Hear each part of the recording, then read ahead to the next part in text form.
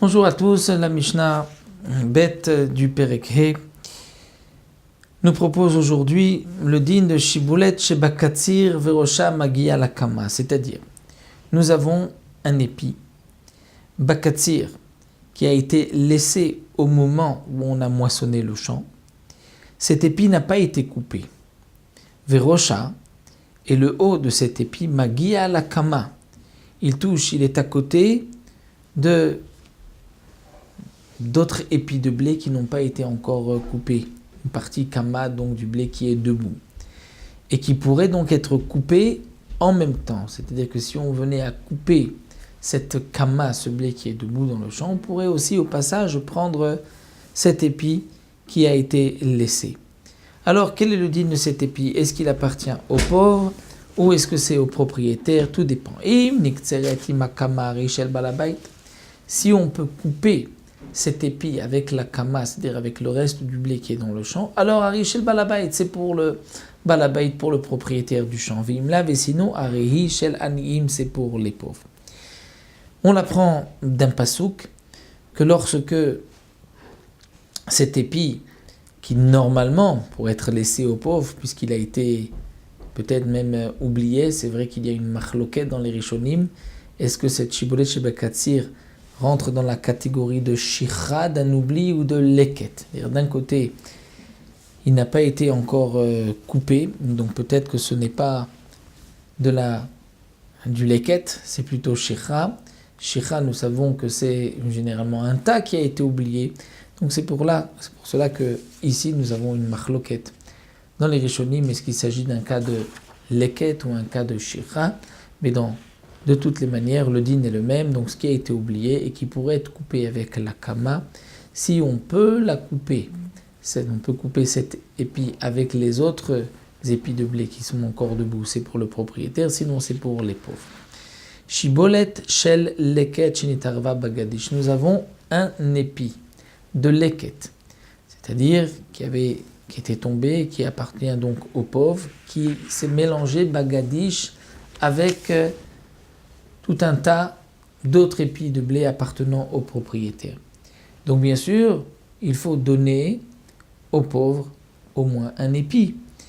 Le problème est que le leket n'a pas d'obligation de trumot ou maasrot, des prélèvements qu'on doit normalement donner aux Kohen et aux Lévi, étant donné que c'est hefker, c'est pour les pauvres, et la Torah a dit que tu laisseras aux pauvres, et donc il n'y a pas d'obligation de prélever Trumot ou Maasrot. Mais sur le Gadish, sur les autres épis, là il y a une obligation.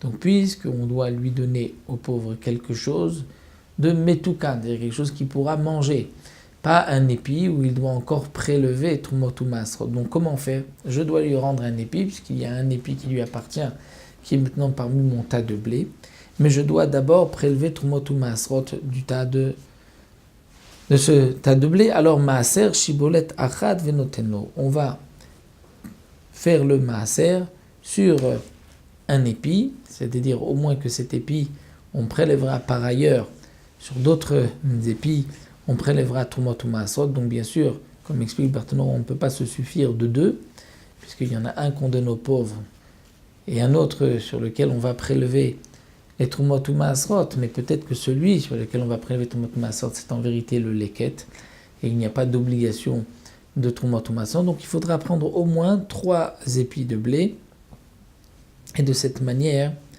on pourra prélever d'un sur les autres et donner au moins un épi aux pauvres. Donc Maaser Shibolet Aranotelno, on prélèvera tous les prélèvements de Trumot ou Maasrot d'un épi, et on lui donnera ensuite aux pauvres, afin que le pauvre puisse recevoir quelque chose qu'il pourra consommer tout de suite. Hamar Rabbi Eliezer, mais Rabbi Eliezer n'est pas d'accord. Rabbi Eliezer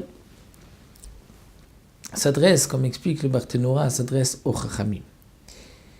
Il leur dit, vous qui n'êtes pas d'accord avec moi, dans la Mishnah précédente que nous avons vue dans le Pérek précédent, pour un homme riche qui a prélevé, qui a pris de la PA pour un pauvre, Et vous, les Chachamim, vous avez dit qu'un riche ne peut pas prendre de la paix pour un pauvre, ne peut pas lever et dire tiens, ça c'est pour un pauvre. Pourquoi ? Parce que lui, le riche, ne peut pas se servir, ne peut prendre la paix. Donc il ne peut pas aussi faire un acte d'acquisition pour un autre. Donc la question qui se pose, c'est comment ici le pauvre peut échanger, c'est-à-dire prendre un autre épi à la place de l'épi qui lui revient, alors que l'épi qui lui revient, il lui revient, mais il ne l'a pas encore acquis. Donc, à ce pauvre n'appartient pas encore d'épi, et tu es en train de lui faire un échange pour acquitter le propriétaire, mais le propriétaire ne peut pas faire un échange, dire tiens, je te donne cet épi contre celui qui est chez moi, étant donné que celui qui est là mélangé n'est pas encore la propriété du pauvre. Alors, comment faire ? Et la mezaké était ani bechol agadish. Qu'est-ce qu'on va faire d'après vous, donc les Chachamim, donc encore d'après moi, Rabbi Eliezer, on pourrait s'arranger puisque le propriétaire peut faire un kinyan. Mais pour vous, les Chachamim, mezaké te ani bechol agadish. Donc le propriétaire va dire au pauvre, voilà, je te fais acquérir tous les épis de blé de ce tas. Et maintenant que tu es propriétaire, donc on va prélever maaser shibolet achad v'noten lo, on va prélever tout maasot d'un épi pour pouvoir ensuite te donner un épi, et en te le donnant, on fait un échange avec l'épi qui t'appartient, et donc de cette manière, le pauvre peut échanger et le propriétaire pourra garder tout le reste sans avoir chez lui un autre épi qui ne lui appartient pas. Donc bien sûr, puisqu'il donne un épi, donc il ne gagne rien, le problème est juste une question de propriété. On ne peut pas garder quelque chose qui ne nous appartient pas.